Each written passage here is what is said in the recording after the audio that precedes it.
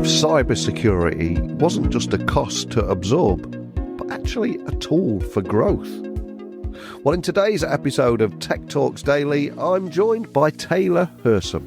He's the founder and CEO of Eden Data, and he's been on quite a journey from a $16 Upwork experiment during the pandemic to a successful acquisition by Riveron. It's one of those stories that will stick with you long after you've listened to this podcast. But today, we're not just going to talk about his journey. He will also explain how security certifications like SOC 2 can become sales superpowers, why shadow AI is the new shadow IT, and how gamified awareness training is actually helping teams build real security cultures instead of just another box-ticking exercise.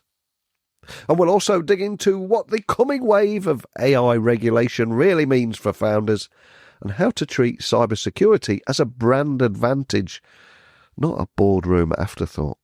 And I'm going to be doing all that whilst trying not to sneeze, because I do have one of those seasonal colds.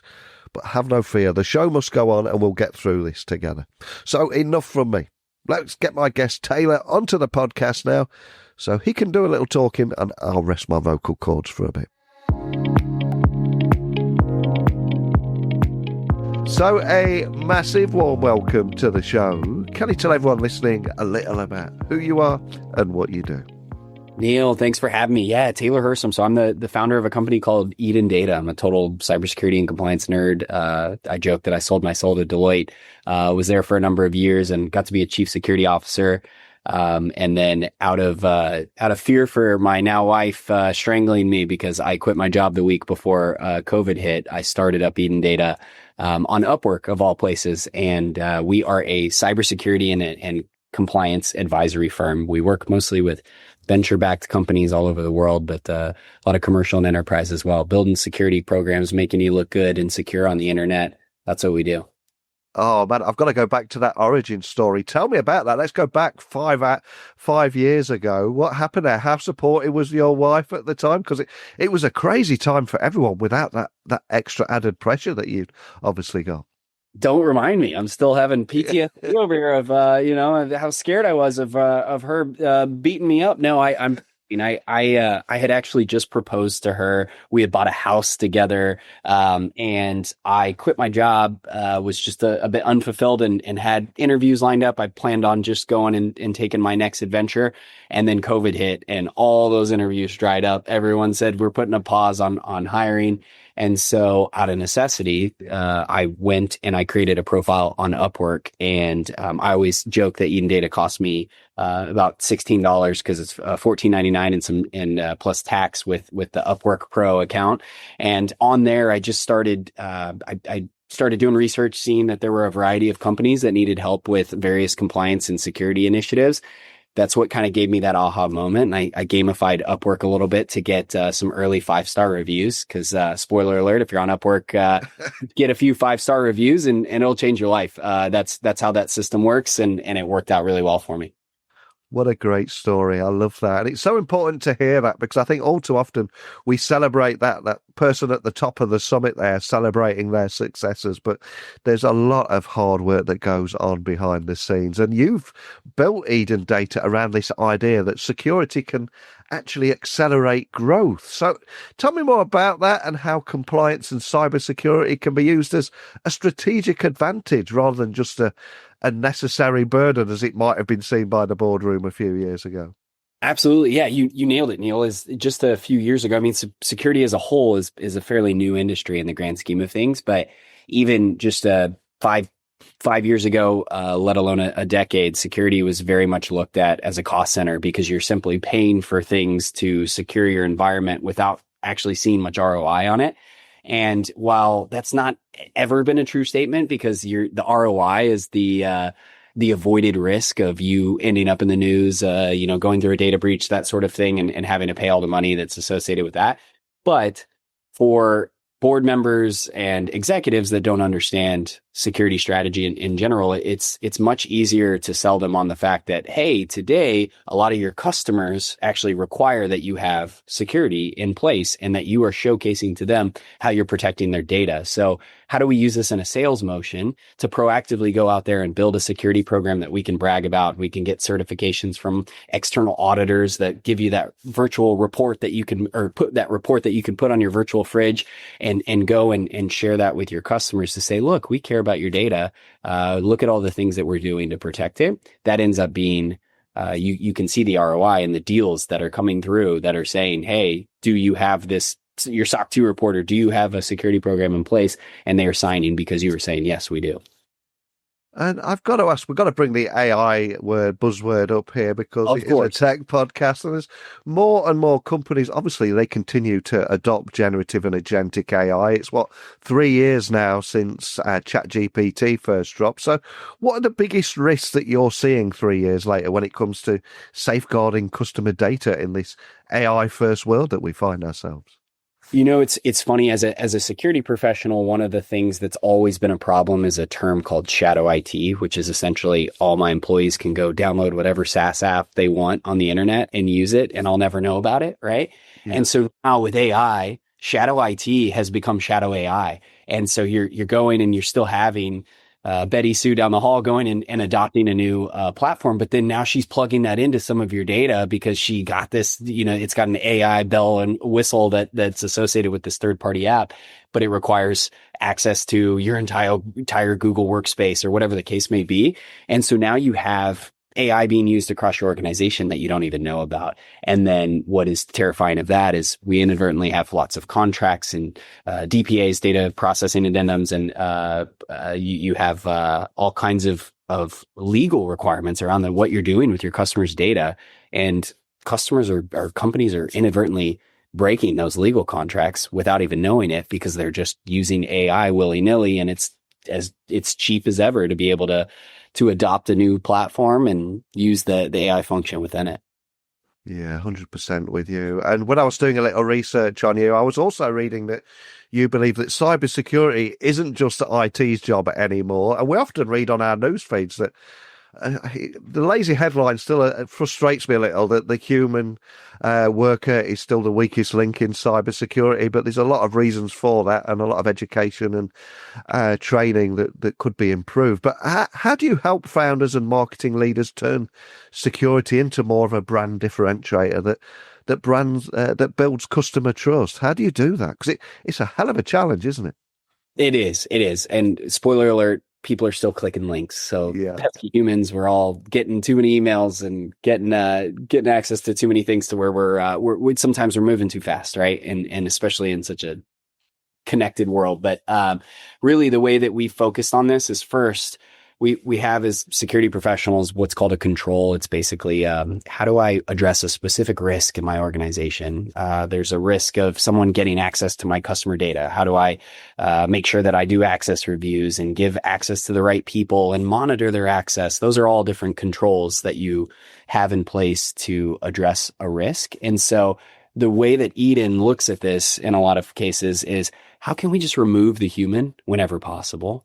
Because humans should be doing creative things. They should be doing things that they're really good at. And like we just talked about and you alluded to, humans aren't great always at addressing cyber risk. And so there's with the boon of AI and a lot of the technology platforms, there are actual use cases where you can actually remove the user. And I'll give a rudimentary example. So rather than telling everyone at your company, don't click bad links and inspect every link, why don't you just adopt a platform that that scans every single link that comes through and says, nope, this is bad, throwing it in the trash, and Betty Sue never sees it.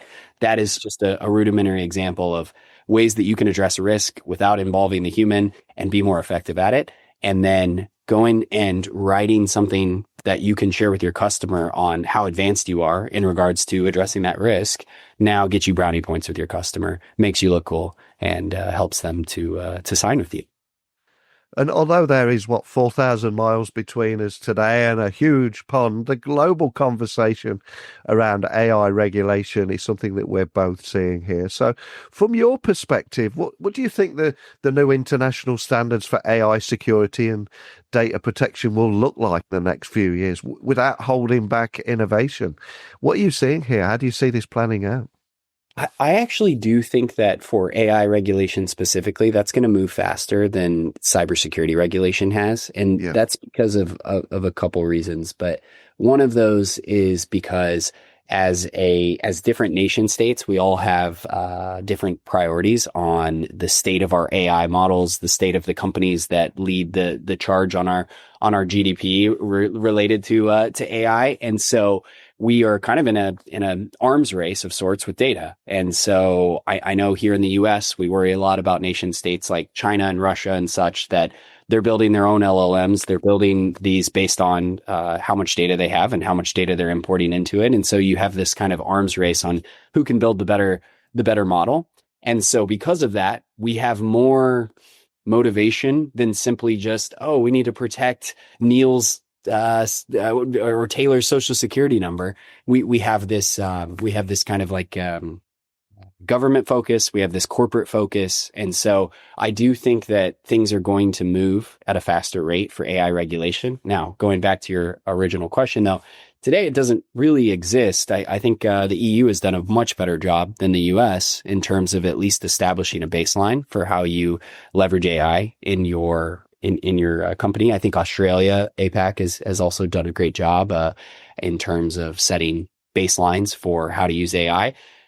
US is not doing so great at it right now. We don't have a federal AI regulation. We don't really see one coming. There's just optional standards. And so I think that what is going to happen faster is that corporations themselves, enterprises, they're going to drive this for their vendors, which is going to, of course, be the rest of the world. So what I mean is the Walmarts of the world are going to say, hey, random SaaS tool that I use, not only do you have to have this certification around SOC 2 or ISO or 27001 or one of these standards, you also need to have there's a new AI an AI standard called ISO 42001, or maybe they'll just say you need to have minimum controls around AI and how you plan on protecting my data while using it in your models. So that's where I see the market going. Yeah, it's a tricky balance, isn't it? Because I know here in Europe, there's a kind of a feeling that if we over-regulate, then it will slow down innovation. And in the US, you're more about innovation and racing forward than actually slowing things back and regulating. It is a tricky balance, isn't it? It is, and we're also exhausted by the fear mongering around cybersecurity and ending up in yet another data breach that we're not even phased anymore, right? As a society, we just don't see the impact of our social security number is yet again ended up in a random data breach. So I don't think that that's helping us at all. I think that people are just desensitized to cybersecurity in general. And so you're fighting an uphill battle of explaining why this is important and why there are longer lasting repercussions than we see right in front of us. And of course, when it comes to cybersecurity, SOC 2 compliance is often seen as somewhat of a box ticking exercise. So for any startup founders listening, what should they be doing differently to make these frameworks actually improve their business operations and also improve their customer experience too? Great question. I do think that SOC 2 kind of gets this bad rap for being a little too easy, and you can go and now find auditors that will charge $1,000 to audit you against the standard. Those are very much check the box. And there's not really a huge motivation for a founder. If you have two auditors and one costs you $5,000 and one costs you $20,000, and they're both going to give you the same report at the end of the day, to a founder, they're like, well, I'm just going to take the cheaper option. There's not really a repercussion for them going with the cheaper, less effective option, unless one of their customers is telling them, hey, you need to meet my standard and be more effective in how you who you hire as your auditor. So I share all that to say, really, as a founder, I'd be looking at this of what you're trying to accomplish. SOC 2 is a great badge to put on your virtual fridge, again, that you can brag about to your customers. And a lot of customers will say, hey, I require all my vendors to have SOC 2. So there's still merit in getting that. And the SOC 2 standard is still a great starting point. But that's what it is. It's a starting point. And so I always ask our customers, are you protecting yourself against an auditor or a hacker? And in the case of an auditor, that's essentially building controls to pass an audit. And then in terms of reducing your risk on the internet and making sure you don't end up in the news as another data breach, that requires a lot more effort than just adopting SOC 2, for example. There's a lot of great security standards out there. There's a lot of great security professionals out there. I think that not enough founders invest in this because they still don't feel the pressure of why this is needed. And that's going to continue to evolve as the industry continues to mature and more of their customers demand better security than just SOC 2. And many breaches aren't caused by elite hackers, but just everyday human mistakes. And we've mentioned a few there.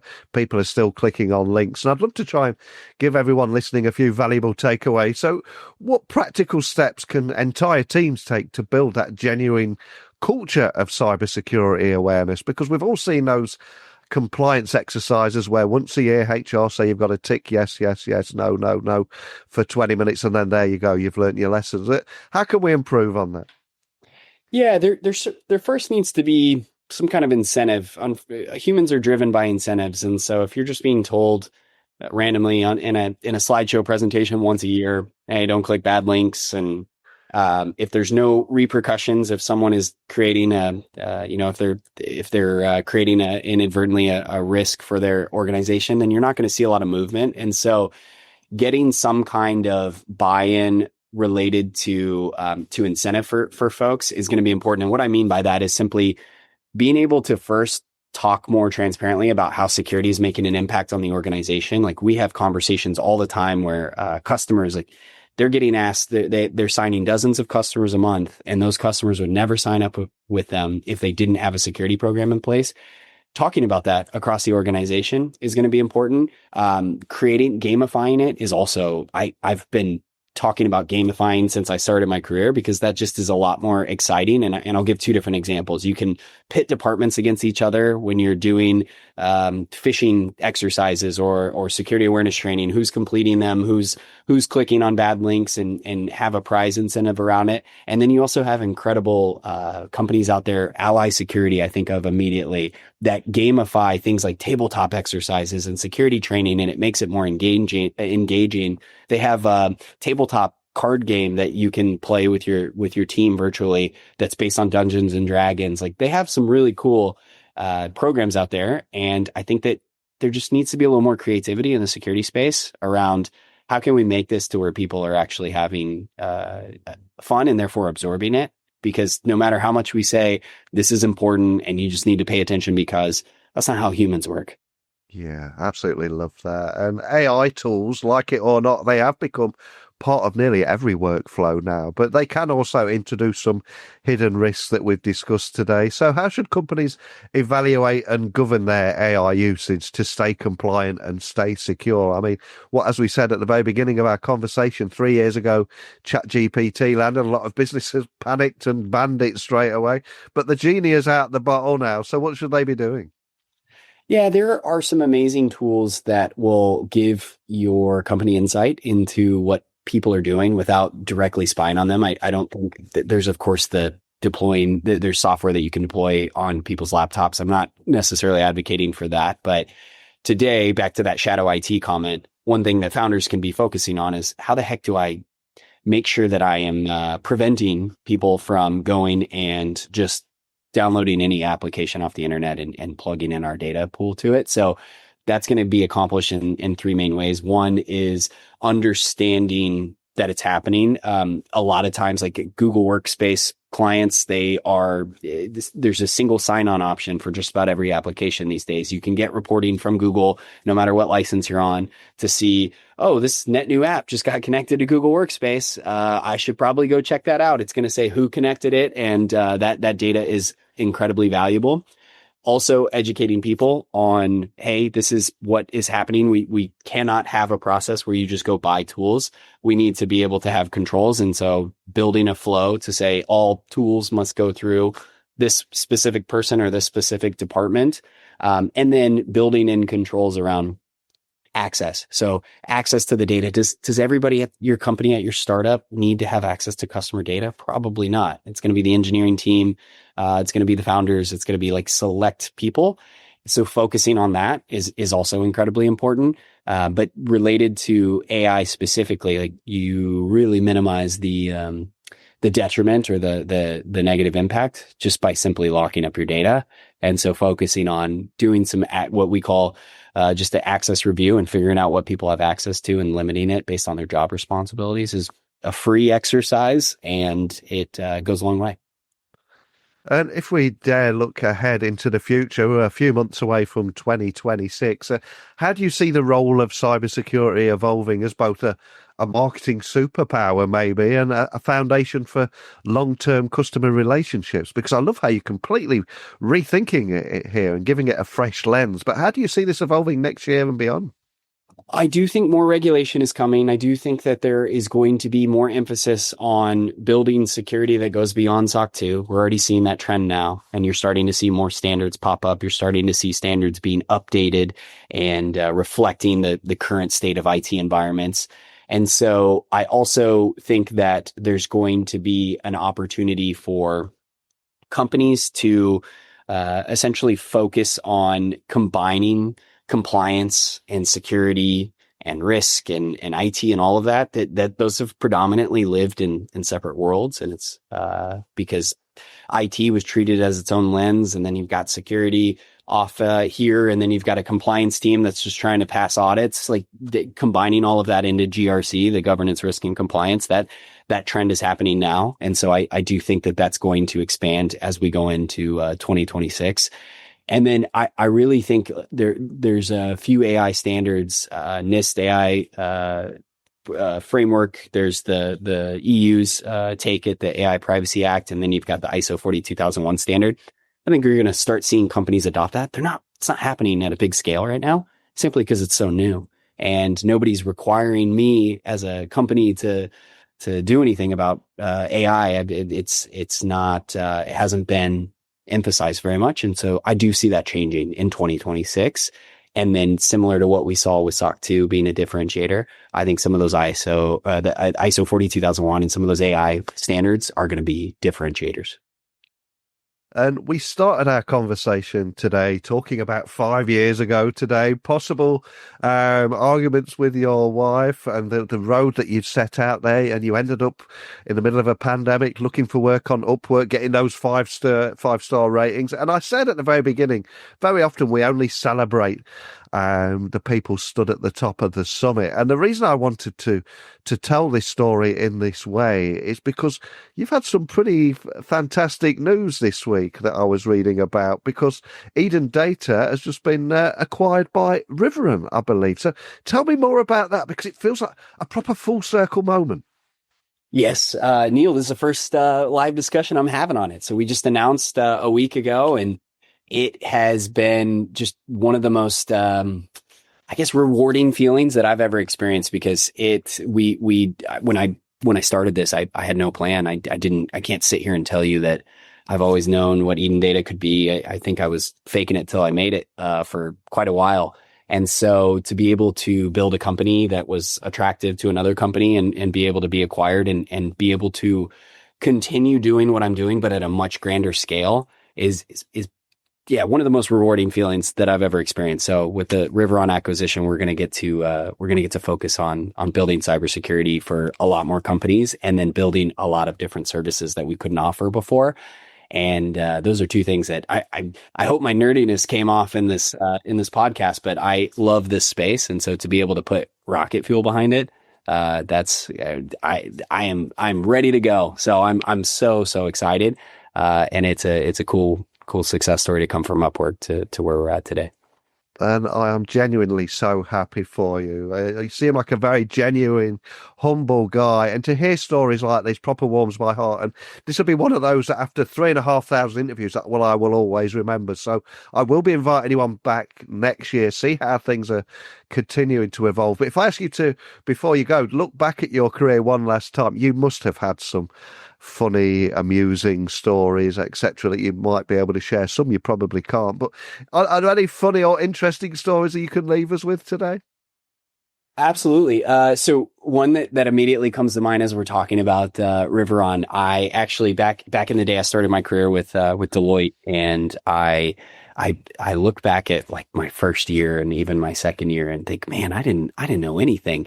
Well, what's funny is I get an email the other day from a manager that made a huge impact on me back at my Deloitte days, and had a lot of eternal patience with me. I'm sure he won't describe it that way, but that's the way I look at it for sure. And lo and behold, we are colleagues again. So he is at Riveron. We get to not only be working together at the same company, but we're working in the exact same department and working on world domination strategy. So it's pretty cool to see full circle how that played out. And it also goes to show that you never know who you connect with and how life will end up. So showing everyone respect and grace and being thankful for all the people that you cross paths with is incredibly important. Oh, it really is. And that is a beautiful moment to end on, real full circle moment. And before I do let you go, though, there's going to be a lot of people listening wanting to connect with you on LinkedIn or find out more information around Eden on your website, etc. So where would you like to send everyone listening? My LinkedIn is going to be the best spot. I don't maintain Twitter and other things I'm sorry, it's X now. See, I just called myself out there. LinkedIn is the place to be. So that's where you can find me. Please drop me a message. I am always down to talk cybersecurity and compliance and entrepreneurship. So, yeah, thank you, Neil. Love it. And for Eden Data, of course, there's so many different URLs out there, different domains. What's their best website address to go to? Yeah, just edendata.com is the place to head to. And that won't be changing anytime soon. So head there, and we've got a lot of information on the company and helpful blogs and more about our services and everything in between. Excellent. Well, I'll have links to everything, and I would encourage people listening to get in touch or find out more information. A real inspirational story. And I really hope that there's going to be a founder listening somewhere in the world that's going through their own challenges. Maybe they're browsing Upwork as we speak and hearing your story and go on to follow in your footsteps. But just thank you for taking the time to share it with me today. Really appreciate your time. Neil, thank you for the platform. Thank you to the listeners for taking the time out of their day to tune in. I think Taylor's story proves that security and growth aren't opposites. Actually, they're partners. Whether it be gamified awareness or turning compliance into credibility, I think he's shown today that doing security right doesn't slow you down. It makes you more trustworthy, which, of course, is the fastest growth strategy of all. I also love how he started with little more than courage, curiosity, and a laptop and built something big enough that would end up being acquired by Riveron. It's an amazing story, this one. So thank you to Taylor for joining me, and to you indeed for listening.